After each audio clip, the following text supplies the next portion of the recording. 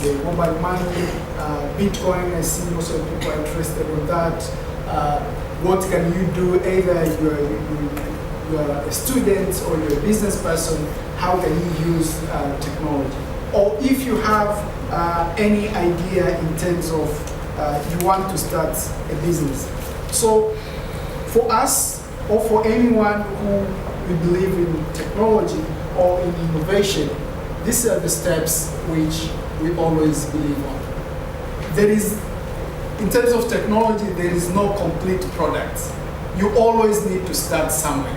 And you can't just, you know, like you're thinking you want to build a car, either if it's a company or even yourself, you want to become a great person.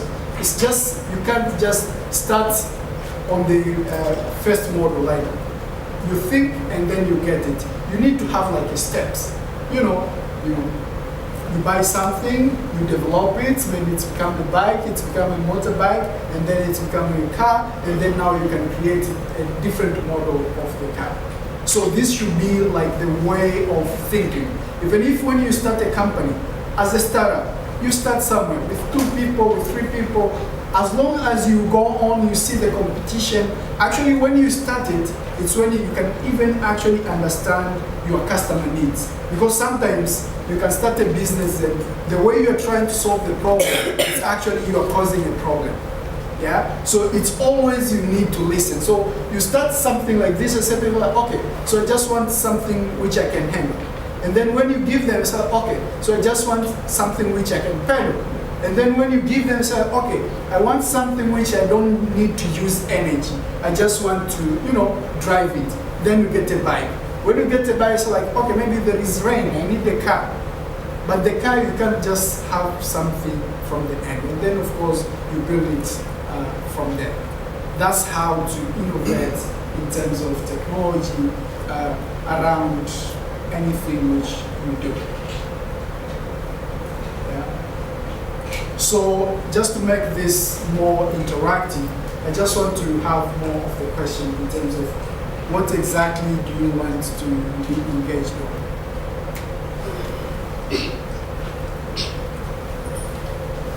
Hi, my name is Lilian. I'm from Tanzania. I'm an environmental engineer professionally, and I'm working in the health sector. So I wanted to know, based on your experience, you know how the coverage of the network in Tanzania is. Exactly. So if I have a project that I'm working on, it will be very successful in the urban areas due to network coverage. So what's your comment if I want to extend my services to the rural areas where there's no network coverage? And let's say you have an app or a software that needs network coverage. That's your comment on that. So, you know, when you want to apply technology in anything you do, you actually need to look at your users. So let's say in urban area, that means people that can actually access the internet. That means you can use an app, you can use any type of the digital stuff. But when you go to the, you know, village, at least maybe they have a normal touch phones. Yeah, at which now, even now in Tanzania, SMS are like free. That means you need to look on how can you convert that smart application which you have to go more into SMS and USSD. I think in Tanzania here we have something called Elima, or do you know Jamil? Yeah. So at which now they even give out insurance to anyone in the village, because you can just subscribe via SMS or USSD, which is the technology at which people they can access. And even in terms of technology, how can you access via SMS and USSD? You can give it in the 2 ways. Either people can trigger.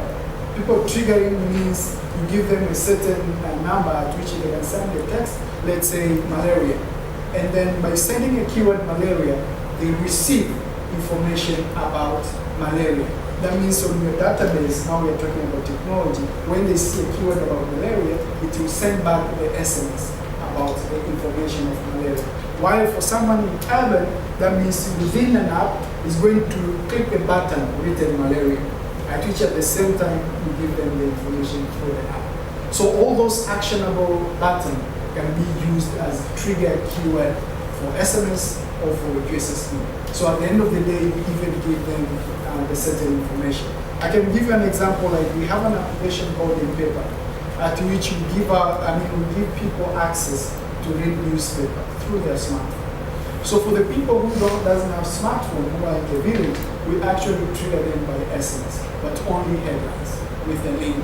So in the future, when they're going to have like a smartphone or even a feature phone, they can actually click that link and open it in the browser.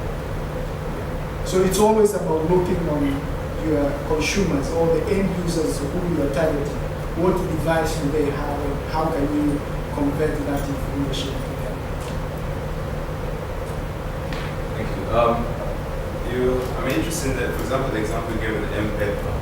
The usability of mobile phone apps. Do you have the numbers and let's estimate on how many people tend to use mobile phone apps for, like, for example, M-Paper versus, so if I want to have a business that I want to produce and to make an app, should I go to the app version of things or should I go to websites and online videos? For example, the business that I'm having in the kids learning stuff, right? So we're now thinking into creating an app where they will be integrating some of the tech toys that we'll be making for them to use, when they buy this. Now, I'm trying to think whether that's a smart investment to put my, little capital that I have into developing an app and the uptake of mobile apps for use versus, the other version of IT, yes, so web or, so what's if you have the numbers idea? Yeah, actually, I can even give you an example on the apps which we have vis-a-vis the website. Like, you can actually read the newspaper on the app, either it's Android or iPhone, but also you can get it on your desktop. That means just the normal browser. So it's come to my attention that actually most of the people are very active on an app. Because you see, an app you have a control of your users. But for the website, it's just the browser to which people they have to know, okay, so it's kids.com. So they type kids.co.tz and then they receive the information. But within the app, that means you have a certain button at which most of the time you are going to get okay, so when you have an app, that means you have actually have a database of certain people within the things which you do. If you want to know that, like, how many of you through your mobile, because most of our social media we're using it through mobile, have you accessed Facebook by going to a browser and type facebook.com and then log in, and while vis-a-vis using the Facebook as a button for the app. Another thing is, if you have an app as a company or as a product, that means you can give people notification like there is something new. That means even on social media, for example, you get a notification of your friend saying X, Y, Z. So then it's when you open it and see it. But within the browser, that means you will never know until maybe when you take a time to log in.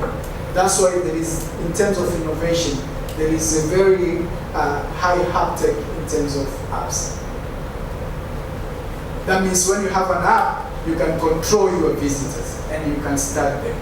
But if it's just a website, it's just people, they come and go. You don't even know who are there. But of course, at the end of the day, it's better to have all of them.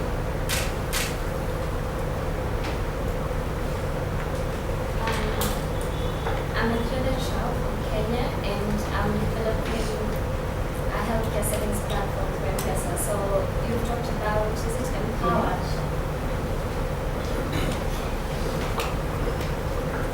I'm a credential from Kenya, and I'm developing a healthcare settings platform through M-Pesa. So I wanted to know more about Empower, because you said it's a settings platform kind of thing in Tanzania. So I wanted to know how exactly it works.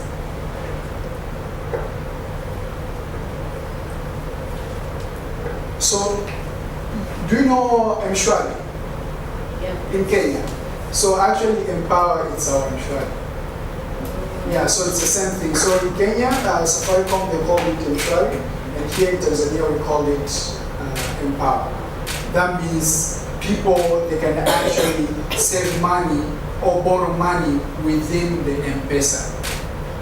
Yes. That means if you want, you are actually, they don't, I mean, Vodacom and Safaricom, they don't allow external company to integrate on Empower and Mshwari. They only allow you to integrate on M-Pesa so that people can actually pay or do anything with your account, which is bill to pay account. Yeah.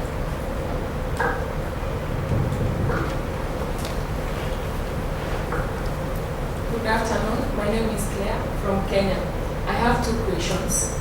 My first question goes to, why do computer networks continue to experience problems, yet we have experts, we have tools and equipment, and we have resources? My second question goes to, what is the future then of technology?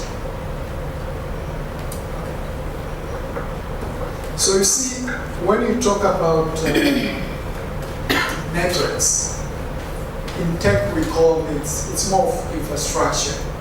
So infrastructure, the network is what it takes data from one point to another. So back in the days, or even most, especially even in the government, people, they want to have their own server in the room. You understand? So that they can actually like see the data. So if that server room doesn't have maybe enough internet, that means even the users, they're not going to get the data. But now the future is more of what is called cloud computing. So cloud computing is like a shareable or a dedicated server, which is on cloud, at which many of the companies, they actually provide that service, including Amazon, Google, they're the one pioneering this, at which you can actually buy an infrastructure, and for them what it's called, like it's a software as a service, at which you can actually use and pay on what you have used, rather than just put the infrastructure of your house. Either the server might be too big for your data or might be too low for the data.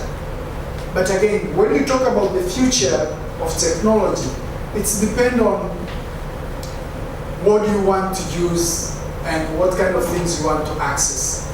So the future is limitless. That means today you're going to have Facebook, tomorrow you're going to have, let's say, Instagram. It's the same thing, it's just a twist of the needs of the customers.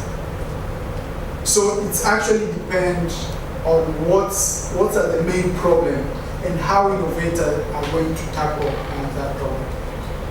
I think maybe you can clarify more. You see, we still have cloud computing. Yeah. So then why do we keep on experiencing these security problems? Like I can give you, for example, in Kenya, during end elections, Yes. they hack into the servers, they open and change figures. Yet there's forensics, you know. We still continue to have this problem of security. Why is it there and we have forensics to make sure that our passwords are encrypted properly? Why is this problem continuing to appear? Okay, so you see, when you talk about technology, especially in security, we have people we call hackers, at which people are studying all this programming language to see how it works and what are the loopholes, okay, in terms of doing the backdoors. Because all these people who are going to create the security, there are other people which can actually come and break them. The main thing to do is, most of the time, is just to put the data and connection in terms of either if understand is tech for good. My question, maybe you will help me understand some of this news that is keep coming in my mind. Now we have so many developing different solutions based on their challenges in the communities, and we think ways of how to innovate tech solutions. But now, country, do you think that our ecosystem, our tech ecosystem, including the policy of our country, support the tech ecosystem or innovations from young people? And I'm saying this because in most cases when we develop ideas and we go to market, you find so many barriers for that product to be used in the market. These barriers are not necessarily money or funding, but necessarily about policing, national roles, and the bureaucracy on these technologies. Now, do you think that, or what can we do for as young innovators to make the ecosystem conducive for us young developers or innovators in the country? I mean, I think that's one of the great questions. We have been having a lot of challenge on the same issues at which, you know, technology, or when you need to come up with a certain product, it's like it's a new thing at which maybe the government or the people involved within the community, they have never experienced that kind of things before. For example, we have, again, I can give you an example through the paper, at which for us, we just upload newspaper, at which we are selling newspaper, just like a normal kiosk. So there was this time at which someone from the government came and said, like, you guys, why are you like publishing newspapers? You know, either there is a newspaper XYZ, they write false information, and you guys publish it. Yeah, you know, but without them understanding that we are not the one creating or producing the newspaper. We are just uploading. It's just the infrastructure for people to get the newspaper.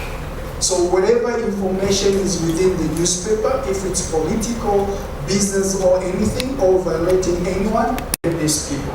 Because again, the technology which we are into now, it's, for young people understand it more. But these people who are making the law, maybe they're even above maybe 35, 40, at which they don't even understand how exactly the system in terms of technology works. Like, we have an agenda at which now, because also we are working with TCRA and TZD, at which they're pushing people like, if you have a website, it needs to be .com.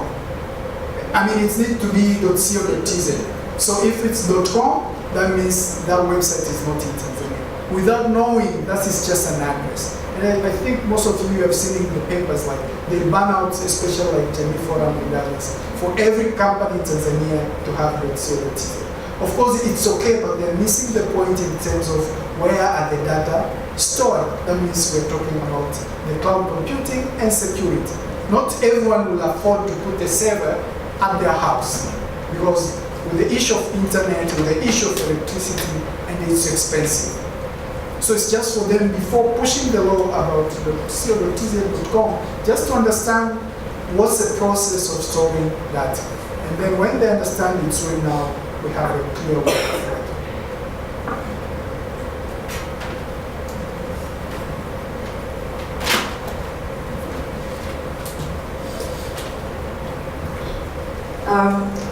Hi everyone. Yes, so hard. My name is Fatma from Dar es Salaam. And it was a very incredible presentation. I think you're doing a very wonderful job. But I just wanted to add up on what he's saying on what is my idea for me when we say technology for good and what we're currently doing when we're working. Technology for good to me, it means it has to be, yes, solving problems, but also it has to be inclusive, it has to include everybody in the society. So where I'm working at Shoe and Direct, we have created this platform, learning platform for secondary students. And we have mobile app, we have website, we have software for students to install it in school. But we are now putting our hands to more diversing way of technology, and we're adapting the new technology of augmented reality so that we can include other students who does not have a capability maybe of hearing. They have hearing disability, but they have vision. So they can learn more by having if you know the augmented reality, it gives you the reality visual. You actually being in it, so it's going to help them. And also we are adapting the new technology of artificial intelligence, where we are putting we're having a famous teacher in our platforms. We call him Teacher Kidevu. This is the teacher that we inspire him. A cool teacher who knows almost everything. So now we're putting artificial intelligence into him for the students who actually cannot be having a visual, but they can hear, they can actually communicate and have a communication with him. So I think it's a very good, it's a very good initiative, and we should all tap in and try to solve problems and bring impact into our societies, but as well to consider that it should be inclusive. We should consider everybody in the society, people with a disability, marginal groups, and all that. Just on that, I just wanted to also ask you a question. I want to know, for the issue of digital principles, how many are you adapting? How many are you using them at SmartCode? But also, how far do you think we are in adapting this recently digital principle? Thank you so much. Okay, I think before you turn the mic, let me shoot back that question in terms of, since you guys are an education center, what are the challenges in terms of, like the way he asked, in terms of governments coming up, in terms of the rules and regulation and policy, which actually have blocked you guys to do something? The biggest challenge, I would say, is the adoption, because as you can see, we are living in the country that the technology adoption is not so properly. And you can see when you're telling a student that maybe you can use mobile phone to learn, this is so hard for a parent to understand, like letting my child using a phone, or letting my child spending time on the computer and learn. So there's a challenge on that one, but also the policy to adapt this. You can see the policy does not allow students to even have mobile phone. And now you're telling, I have created a solution to learn using mobile phone. So there's an issue of that one. But also, infrastructures, the other bit of infrastructures. We have schools, but they don't have laboratories. We have laboratories for chemical laboratories, but we have schools that does not have computers. And also, even the teachers are not available and totally skilled in computer literacy. So those kind of challenges, and we're trying to tap into that. But for the sake of adoption of digital principles, I think we're trying to get there and adapting them mostly in designing. Like we try to design with the users, making sure like we're bringing in the products that actual users want in the market by conducting different survey and using a lot of user testing. So, I mean, when you come back to on the top right, why? Why not just in the bottom left? Maybe people have already said, like when you actually touch your phone, this is the way, it's easier to do this more than this. So there is a lot of process in order for you to understand your customers so that you can give them a simple way of accessing your information.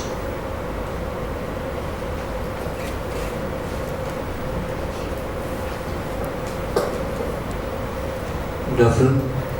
First of all, I'd like to congratulate on all the get the idea of the app, and then like, you know what, this is disrupting the traditional process, and for now hold it back. So you know what, forget it. All that you worked for a year, just leave it out and hold on to it. Another thing I wanted to ask was the logistics of working a business, an app as a business. So last year I was approached by this serial investor. He invests in projects and stuff like that, and we are trying to make an app which deals with health. So what we are trying to do is we are trying to get a hospital into your home. So you have connection with doctors, nurses, and stuff like that. And while doing, in fact, I made such remarks. Is it just for information based? So example, in paper. I know this. I know in paper because of Emmanuel. And when I came to the office, it was just a few days after you won the thing in South Africa. So how many are you actually selling? How many visitors do you have, and how many are you actually selling? Number one, are people in Tanzania actually using apps? Are they buying stuff from apps? And because of our type of business, we are trying to target the older people because they need health at home. Do you think it's a good idea to use apps to target the older generation? And number three is the regulations, the tax regulations, the legalities. Are they supportive of running businesses via apps? Thank you so much. Okay. So I mean, first thing first, in terms of why maybe your application or your program was blocked at the end. So even as we have failed, I mean, we have faced the same thing sometimes when we deploy something. Because if someone in a certain organization, they don't understand that system, or if they see that system is going to block them the way they're going to make maybe the back end or backdoor money, they're always going to block it. Always. I can give you an example. There was a company which we did, the CEO and the board of directors, they wanted us to create a platform at which they can monitor the KPIs for the whole group employee. And the company have about 2,000 people. And they have department for HR itself, it's like 15 people. So the application and the dashboard and the system is just to make sure we track everyone, what they do. And the CEO is the one sitting and looking at the dashboard to understand the KPI and KRs in terms of who come at what time to the office, what is the job log, and what time they are spent to do X or Z. So you see, the system like that, it's the best interest for the CEO and board of directors. But for the employees, they're always going to say it doesn't work because it's monitoring their performance. That means they've been blocking it, like say, like, we don't want to use it. So we say, like, what's the problem? A certain button doesn't work. Okay, button fixed. So they always come up with certain issues for them not to use it. So I understand that's why it's happening. So in terms of the usage on the paper regarding the mobile web application, when you come to application, then again you break it down from Android, iOS, and Windows. Again, it's depend on your target audience. So for us, like in paper, we can say 75% our profits are coming from Android. And then about maybe 8% from iOS, and very few percent from window or desktop or browser. Because most of the people, they just, because let's say at midnight, when the paper is out, all the people who have their application, they get a notification. And when you get notification, it's when you can act on your application. I can give you an example, like let's say on your WhatsApp application, if it doesn't have like a red dot, you'll never open it. Because you know, like no one is checking you. When you see a red dot, then you know there is someone SMS, and then you check it. So that's why there is a high peak in terms of mobile application at the moment. So when it comes to mobile payments, again, it's depend on how you integrate it, and then how quick your customer or your users can interact. So if you are targeting for someone who is like 40 years and above, of course, for them to do the process of the payment, it's going to be very hard. But maybe you can target maybe the son or the daughter at which they can teach them on how to do it. It's just like home. You can buy Luku through your mobile phone. But when you try to explain to your dad, you just want to go to the shop and buy the Luku. But for you, you just enter on your mobile phone and buy the Luku later. So it's education. So wherever you're going to have a certain product, because it's new, you are changing the way people behave and live. That means you need to do more of the campaigning in terms of education. Technology in Africa, while to me I think it's an opportunity really to take technology as an economic model that can take us from where we are right now to a state, to a good state apart from where we are right now. Now I am so confused on how Africa is policing technology, and I would like to get from you as an innovator, what can we do to change fear as a challenge to an opportunity to really invest on technology, especially in policing, not in practice side? Thank you. So, I mean, by my experience, most of the time, there is no issue with technology and the implementation and usage. The main issue is for the people themselves. Because remember, when you solve a certain problem, there are some people which you are going to take them out of the business.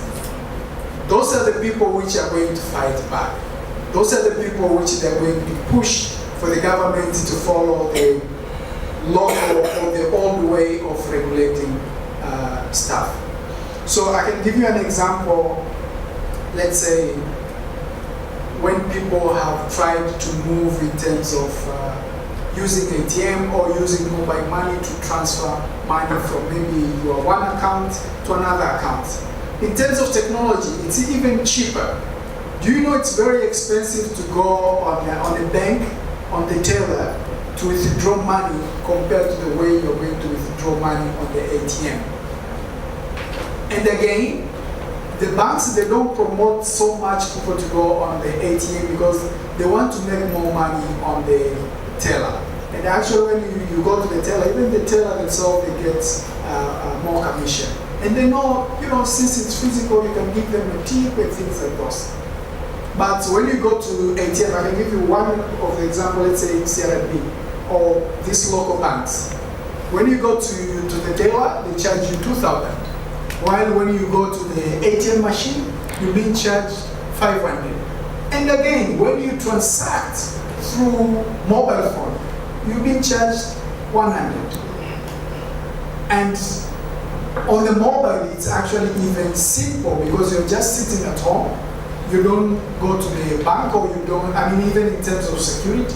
And then you transfer money from the bank to the mobile, from the mobile, and then you send it to a friend. Or even for us, we have this campaign at which we did the cashless challenge, at which if you can live for 30 days without touching a cash. So if you go somewhere to eat, you pay through mobile money. If you want to transact something in the shop, maybe through card. There's no need for us to touch money. That's the way we need to go, the cashless way, and it's possible. But again, remember, when you do all of that, there is someone maybe at the bank which they have XYZ employees. In terms of them, they need to be paid as the tellers. Those are the people which they are going to fight not to implement this technology in fully. But again, in terms of the management, they want that to be implemented because it cuts the cost. So all these policies and the blocks, it's all about its effective and what's the power in terms of blocking that so that they can continue with their system. A startup which aims to develop the necessary technology for African agriculture, and those technology aims to be adapted to the socio-technical context of rural localities of Africa. And this, I have been very interested by this slide because it relates how in Afro-Green Tech we have to. And I wanted to share some resources with you because we used a lot the Lean Startup methodology. It is available on the web. You can type Harvard Business Review, Lean Startup, and you can find it. And we now at the step we are is the fact that we want to set up our artificial intelligence, which will allow us to control the process remotely, to make the diagnostic remotely, and make us able to interact with farmers at the production sectors. And now I have some question because I wanted to use servers, but it was expensive and it was not easy to configure. Then we wanted to use cloud systems, but we faced the problem, the issue of data. Because when you see like Google Cloud work, your data can be used, or I want to have some solution for that issue. Because we will have big data, we need to be able to secure them, we need to be able to keep them, and that's our main issue now. Alright. So I think the traffic in terms of MBs, up and downs. But again, you need to save the data on other server, which they call it S3. So S3 is just for the storage. But if you're trying to put the storage and the traffic on the same thing, that means at the end of the day, it's going to be expensive. So you need to separate the data in terms of you put the clear traffic and then the storage somewhere else. And then this is the way of, when you're speaking about artificial intelligence, that means you need to study your data. You need to see like how long do someone took to access a certain data. And the data, are they waiting for the weekly, monthly, or for the year? Because if you're storing data, let's say for a yearly or annual data, and then you're trying to make someone accessing it directly right now, that means it's going to be expensive. So it's for you to segment the data rack in terms of, if most of the people are using weekly data, then you put the weekly data on the main server, and then the old data on the S3, the main storage. But again, of course, people, they can actually even access the storage one, but it will take the delay of some seconds. So it's either you delay them or it's become expensive for you. Because for them, they charge you in terms of traffic. So if there is a traffic, someone accessing the data and then they don't pay, because someone can access the data and then at the end of the day, they don't use it. They just preview. Even if they're going to preview, it's a cost to you.